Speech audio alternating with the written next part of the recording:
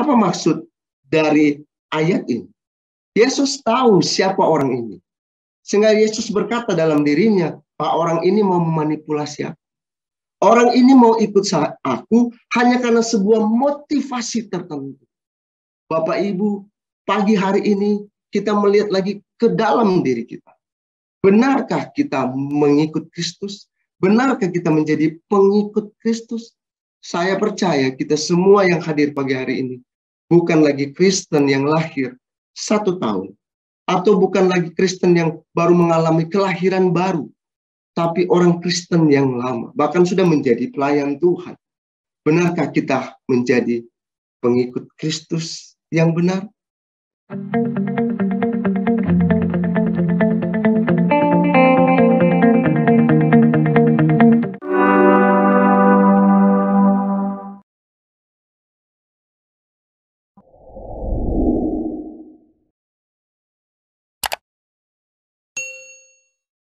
Pagi hari ini kita akan merenungkan tentang sebuah tema, yaitu mengikut Kristus. Kembali lagi kita melihat jauh ke dalam diri kita, apakah kita benar-benar mengikut Kristus atau menjadi pengikut Kristus. Landasan firman yang akan kita baca adalah terdapat dalam Lukas pasal 9 ayat 57 sampai 62. Lukas pasal 9 ayat 57 sampai 62. Saya akan bacakan buat Bapak Ibu. Kita simak baik-baik pembacaan kita pagi hari ini. Ketika Yesus dan murid-muridnya melanjutkan perjalanan mereka, berkatalah seorang di tengah jalan kepada Yesus, "Aku akan mengikut engkau kemana saja engkau pergi." Yesus berkata kepadanya, "Serigala mempunyai liang dan burung mempunyai sarang, tetapi anak manusia tidak mempunyai tempat untuk meletakkan kepalanya." Lalu ia berkata kepada seorang lain, "Ikutlah aku." Tetapi orang itu berkata, "Izinkanlah aku pergi dahulu menguburkan Bapakku." Tetapi Yesus berkata kepadanya, "Biarlah orang mati menguburkan orang mati, tetapi engkau pergilah dan beritakanlah kerajaan Allah di mana-mana." Dan seorang lain lagi berkata, "Aku akan mengikut engkau, Tuhan, tetapi izinkanlah aku pamitan dahulu dengan keluargaku." Tetapi Yesus berkata, "Setiap orang yang siap untuk membajak tetapi menoleh ke belakang tidak layak untuk kerajaan Allah." Bapak Ibu yang dikasihi dalam Tuhan kita Yesus Kristus, gereja secara reguler menjalankan apa itu nama baptisan, pengajaran, kalau di gereja lama katekisasi, terus ada lagi yang namanya atestasi. Atestasi itu jemaat yang baru menjadi anggota gereja tersebut. Namun yang menjadi masalah dari perenungan kita pagi hari ini adalah ada banyak orang percaya menyatakan kesediaannya untuk mengikut Kristus, tapi tanpa pemahaman yang benar tentang mengikut Kristus atau menjadi pengikut Kristus. Banyak dari kita orang-orang percaya, waktu dia menyatakan diri untuk menjadi pengikut Kristus atau mengikut Kristus, memakai prinsip pokoknya percaya saja. Pokoknya percaya saja. Kalau kita cuma hanya memakai prinsip pokoknya percaya saja, maka setan pun, iblis pun percaya. Jadi kita harus mengetahui dulu apa sih kata percaya, sehingga kita berani berkata, "Saya mau jadi pengikut Kristus." Ini yang harus kita tahu. Ini yang harus kita dalami. Apa itu pengikut Kristus atau bagaimana menjadi pengikut Kristus yang baik. Dari pembacaan ini, Bapak Ibu bisa melihat ada 3 contoh yang Tuhan kasih buat kita bagaimana pengikut itu sendiri. Dan contoh ini adalah contoh negatif.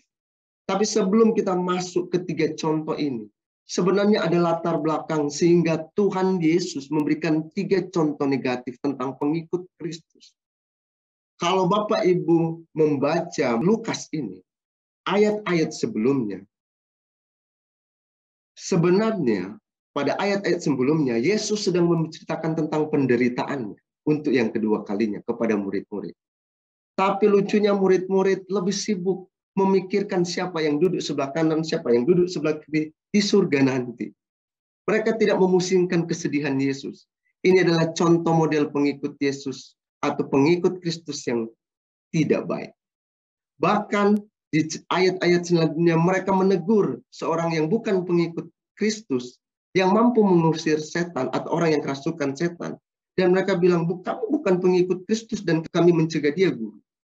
Ini juga contoh tentang pengikut Kristus yang kurang baik. Dari kedua kasus inilah sehingga Yesus memberikan 3 contoh negatif tentang pengikutnya. Nah, ini yang kita harus pelajari. Bagaimana sih menjadi pengikut Tuhan atau mengikut Tuhan dengan benar? Kalau kita perhatikan baik-baik, yang pertama, dalam Lukas tadi, khususnya ayat 52, dikatakan begini, ketika Yesus dan murid-muridnya melanjutkan perjalanan mereka, berkatalah seorang di tengah jalan kepada Yesus, aku akan mengikut engkau kemana saja engkau pergi. Bapak Ibu lihat, hal yang pertama yang memberikan respon untuk mengikuti Yesus adalah manusia. Antusias sekali, sangat baik. Tapi lucunya, Yesus tidak memberikan jawaban, oke, ikut saya, ayo, ayo, ayo. Tidak. Dia memberikan respon yang negatif terhadap orang yang mau menyatakan dirinya untuk mengikut Yesus. Yesus menjawab begini, atau memberi respon begini, serigala mempunyai liang, dan burung mempunyai sarang, tetapi anak manusia tidak mempunyai tempat untuk meletakkan kepala. Atau dalam arti bahwa tidak ada yang diharapkan darinya karena ia tidak dapat dimanipulasi oleh siapa. Apa maksud dari ayat ini? Yesus tahu siapa orang ini. Sehingga Yesus berkata dalam dirinya, Pak, orang ini mau memanipulasi aku. Orang ini mau ikut aku hanya karena sebuah motivasi tertentu. Bapak Ibu, pagi hari ini kita melihat lagi ke dalam diri kita. Benarkah kita mengikut Kristus? Benarkah kita menjadi pengikut Kristus? Saya percaya kita semua yang hadir pagi hari ini bukan lagi Kristen yang lahir 1 tahun. Atau bukan lagi Kristen yang baru mengalami kelahiran baru. Tapi orang Kristen yang lama. Bahkan sudah menjadi pelayan Tuhan. Benarkah kita menjadi pengikut Kristus yang benar? Poin yang pertama yang saya nangkap dari ayat ini adalah jangan menjadi pengikut Kristus yang selalu diiming-iming. Sehingga mengikut Kristus dengan motivasi yang salah. Ada banyak hal-hal hari ini orang selalu ikut Yesus, dapat jodoh, ikut Yesus, hutang terbayar, ikut Yesus, dan semuanya ikut Yesus. Semua masalah selesai. Yesus memberikan contoh bahwa ada banyak orang menjadi pengikut dia, tapi punya motivasi yang salah. Kalau saya tanya kepada Bapak Ibu pagi hari ini, apa motivasi kita mengikut Kristus? Apakah hanya surga dan neraka? Kalau kita mengikuti Yesus hanya karena suka surga dan takut neraka, berarti Ahmad Dhani, Dewa 19, lebih tinggi imannya dari kita. Kalau kita hanya mengikuti Yesus hanya karena surga dan neraka. Karena Ahmad Dhani menciptakan sebuah lagu yang syair yang berkata begini. Jika surga dan neraka tak pernah ada, pastikkah kau sujud kepadanya? Jika surga dan neraka tak pernah ada, masihkah kau memanggil namanya? Jadi kalau kita cuma mengikuti Kristus, punya motivasi yang salah, hanya karena surga dan neraka, hanya karena dapat hadiah, oh puji Tuhan saya ingin hadiah, saya ikut Kristus, oh tak, saya takut karena dihukum, saya ikut Kristus. Saya punya motivasi yang salah. Kita mempunyai motivasi yang salah. Karena ingat Bapak Ibu, Yesus Kristus atau Kristus itu sendiri tidak bisa dimanipulasi dengan sikap kita yang ingin mengikut Kristus. Bagaimana juga dengan kita pagi hari? Apakah kita waktu datang ke ibadah pagi hari ini benar-benar kita ingin menunjukkan kita sebagai pengikut Kristus? Sehingga ada sebuah pernyataan ekstrim bahwa puasa dengan perut lapar tidak membuat Yesus menjawab doa kita. Karena bukan itu yang Tuhan lihat. Angkat tangan, menyanyi, bukan cuma itu juga yang Tuhan lihat. Jangan-jangan motivasi kita datang, hanya karena ingin dilihat Pak Herman. Jangan-jangan saya menyanyi supaya ingin dilihat orang. Ada banyak kita mengikut Kristus hanya karena motivasi yang salah. Motivasi yang salah. Kita mengejar dia hanya untuk mendapatkan sesuatu. Sehingga Yesus berkata bahwa serigala mempunyai liang dan burung mempunyai sarang, tapi anak manusia tidak mempunyai tempat untuk meletakkan kepalanya. Artinya saya sendiri tidak punya apa-apa. Memang kamu mengharapkan apa? Mari Bapak Ibu kita melihat ke dalam. Benarkah kita sungguh-sungguh menjadi pengikut Kristus hari-hari ini? Yang selalu kadang-kadang diiming-imingi. Sehingga mempunyai motivasi yang sama. Kalau Bapak Ibu melihat gambar ini, ada seorang yang memakai jaket tebal, di belakangnya ada Gunung Everest. Ini adalah Sir Edmund Hillary. Dia menjadi terkenal karena dia adalah yang pertama kali menaklukkan Mount Everest, puncak tertinggi pegunungan Himalaya. Sir Edmund Hillary ini adalah orang New Zealand, tapi beberapa waktu kemudian dia menjadi warga negara Inggris. Sir Edmund Hillary ini mendaki untuk pertama kali gunung Mount Everest yang ketinggiannya 8.000 meter lebih di atas permukaan laut. Sangat hebat. Tapi Sir Edmund percaya ada puncak-puncak lagi. Ada 10 puncak yang lain yang belum dia bisa daki karena tempat untuk mendakinya sangat berbahaya. Tapi dia tetap mau berusaha untuk mendaki lagi 10 puncak yang lain. Sehingga satu kali Sir Edmund memasukkan advertising-nya ke dalam sebuah koran di Inggris. Dia bilang membutuhkan 5 pemuda untuk bersama-sama Sir Edmund melakukan eksplorasi berikut kepada puncak-puncak yang lain. Mereka yang mau ikut harus rela dilatih selama 3 bulan. Dan untuk mengikuti eksplorasi ini, nggak ada upah. Nggak ada bayaran sama sekali. Untuk ikut dengan dia, untuk eksplorasi yang kedua.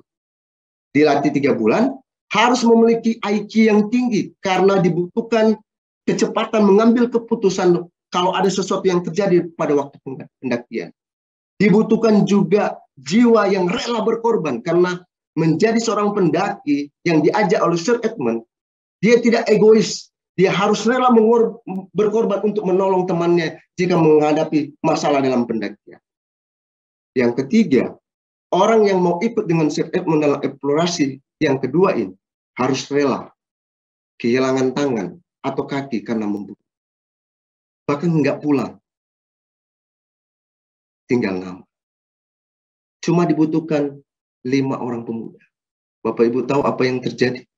Seminggu kemudian 200 lebih orang pemuda mau mengikuti Sir Edmund Hillary mendaki puncak Mount Everest yang lain yang belum didaki. Untuk masalah ini aja tidak perlu dibayar. Orang berani menaruhkan dirinya untuk mengikuti Sir Edmund Hillary. Bagaimana dengan kita? Karena kita menjadi pengikut Kristus, kita butuh hadiah. Saya ikut Tuhan, asal kasih ini. Saya ikut Tuhan, asal ini. Kita punya motivasi yang sama. Ingat Bapak Ibu, kita tidak bisa memanipulasi Tuhan. Mari kita datang ke Tuhan, menjadi pengikut sungguh-sungguh. Jangan jadi Kristen yang selalu diiming-imingi sehingga punya motivasi yang salah dalam mengikut Kristus. Yang kedua, Lukas 9 di ayat 59 dikatakan begini. Ikutlah aku. Kali ini yang berinisiatif bukan manusia, tapi Tuhan. Kali ini yang berinisiatif bukan manusia, tapi Tuhan. Ikutlah aku. Tapi apa yang terjadi? Orang yang diajak oleh Tuhan justru tetap keberatan. Dia bilang begini, izinkanlah aku pergi dahulu menguburkan Bapakku. Yesus memberikan respon yang negatif lagi. Biarlah orang yang mati menguburkan yang mati. Saya mau jelaskan dulu tentang ungkapan menguburkan Bapa. Menguburkan Bapakku bukan berarti ayahnya telah meninggal, tetapi menunjukkan bahwa seorang anak dianggap sudah menyelesaikan tanggung jawabnya kepada orang tuanya setelah mereka meninggal. Jika orang tua itu masih hidup, maka si anak harus taat mutlak kepadanya. Jadi Bapak Ibu, di Israel sana, dia tidak boleh pindah atau ikut sama orang lain kalau orang tuanya belum meninggal. Sebagai tanda balas budi atau tanggung jawab seorang anak, maka seorang anak ini akan menjagai orang tuanya sampai meninggal, baru boleh mengikuti orang lain. Jadi taat mutlak. Kenapa Yesus memberikan respon yang negatif kepada orang ini? Karena poin yang kedua ini yang banyak orang menomorduakan Tuhan dalam hidup. Dia taat mutlak, tapi Tuhan nggak suka. Ini tanda bahwa dia menaruh posisi kedua Tuhan dalam hidupnya. Memang secara budaya menghormati orang tua harus baik. Tapi kalau dibilang dalam pemahaman orang Yahudi, taat mutlak, boleh ikut orang lain kalau papa mama sudah meninggal. Tuhan Yesus nggak suka. Sehingga dia memberikan respon yang negatif, biarlah orang mati menguburkan orang mati. Tapi engkau pergilah dan beritakanlah kerajaan Allah di mana. Demikian juga dengan kita pagi hari ini. Benarkah kita menjadi pengikut Kristus? Atau kita cuma hanya menomorduakan Tuhan? Atau bahasa hari-hari, kita buang diri ke pelayanan karena belum sibuk. Kalau sudah sibuk, akhirnya apa yang kita lakukan jadi nomor dua. Tuhan jadi nomor dua. Bapak Ibu yang dikasih dalam Tuhan Yesus Kristus. Saya nggak menjelaskan panjang di poin ini. Orang yang selalu menomorduakan Tuhan berarti ada Tuhan lain di dalam hidup. Itu sebabnya Tuhan menolak dan memberikan nada negatif kepada orang yang mengikut dia. Padahal dia yang menawarkan diri. Tuhan yang menawarkan diri. Tapi selalu keberatan lagi. Iya Tuhan, tunggu. Dia menomorduakan Tuhan. Yang terakhir, bagaimana kita menjadi pengikut Kristus yang benar? Ayat selanjutnya, ayat 61. Kali ini juga bukan Tuhan yang berinisiatif. Kali ini juga manusia yang berinisiatif. Manusia berkata bahwa aku akan mengikut engkau, Tuhan. Tetapi izinkan aku pamit dahulu dengan keluargaku. Respon negatif lagi Tuhan buat. Setiap orang yang siap untuk membaca tetapi menoleh ke belakang tidak layak untuk kerajaan Allah. Bapak Ibu, poin yang ketiga ini, kalau Bapak Ibu baca aja pelan-pelan ungkapan seseorang yang mau mengikuti Kristus, kita bisa tahu apa motivasi. Aku akan mengikut engkau, Tuhan, tetapi izinkanlah. Nah, dari kata dan nada ini aja kita bisa tahu bahwa minta izin itu baik. Tapi kalau keseringan kita minta izin, kita mulai menengok, melihat ke kiri dan ke kanan, dan lama-lama kita berhenti sejenak, dan akhirnya kita tidak mengikut Kristus. Atau bahasa sekarang adalah kita terlalu banyak membuat alasan untuk menghindari panggilan. Tunggu dulu Tuhan. Itu kan nada kalau kita dengar dari ungkapan ini. Aku akan mengikut engkau Tuhan, tapi aku masih sibuk. Tunggu dulu Tuhan. Aku masih muda. Tunggu dulu Tuhan. Aku belum dapat ini. Ada terlalu banyak alasan. Waktu Tuhan atau kita mengikut Kristus, kita membuat banyak alasan untuk menjadi pengikut. Satu kali ada seorang pendeta datang kepada anak muda yang terkena kanker. Pendeta ini membawa sebuah bunga yang sudah layu. Sampai di rumah sakit, si pemuda bilang, Pak Pendeta, kali ini saya mau sungguh-sungguh dengan Tuhan, saya mau ikut Tuhan, saya mau menginjil, saya mau segalanya. Tapi waktu pemuda itu lagi berbicara demikian, dia melihat bunga yang dibawa sama pendeta itu sudah layu. Dia bilang, kenapa pendeta membawakan saya bunga yang sudah layu, kenapa bukan bunga yang segar? Tapi pendeta itu bilang, begini anak muda, waktu kamu masih remaja, dipanggil untuk menjadi ketua pemuda remaja, kamu bilang, saya masih kuliah. Waktu sudah kuliah, diajak untuk melayani, kamu bilang apalagi mau cari pekerjaan. Setelah mendapatkan pekerjaan, diajak lagi untuk melayani. Pemuda itu bilang apa? Saya sibuk, Bapak. Waktu engkau mendapatkan kanker, engkau berkata, saya mau melayani Tuhan. Sama dengan bunga ini yang kubawa kepadamu. Apa yang diharapkan dari seseorang yang sudah sakit-sakitan untuk melayani Tuhan? Tuhan membutuhkan yang terbaik sebenarnya kan dari kamu untuk Tuhan. Anak itu meneteskan air mata. Bapak Ibu, mari kita menjadi pengikut Kristus yang benar. Melihat lebih dalam. Benarkah saya pengikut Kristus yang benar? Kalau untuk negara aja kita bisa bernyanyi. Tempat berlindung di hari tua, sampai akhir menutup mata. Untuk sebuah negara aja, kita berkata tempat berlindung di hari tua sampai menutup mata. Kenapa untuk mengikut Tuhan kita juga harus berkata, mengikut Engkau sampai menutup mata dengan sungguh-sungguh.